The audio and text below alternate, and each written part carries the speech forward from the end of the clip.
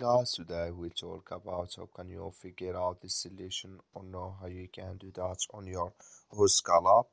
So you just follow these ways, then it's going to work with you. So all you have to do, so you just go here, you go above this sign, click on it here. So then it's going to show for you a list like this. Then all you have to do now, you just click here on settings here.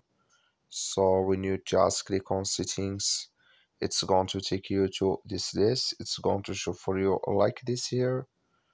Then you just click here on pop-up dialog here when roaming here.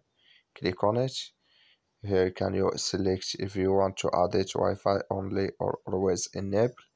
So here can you select this.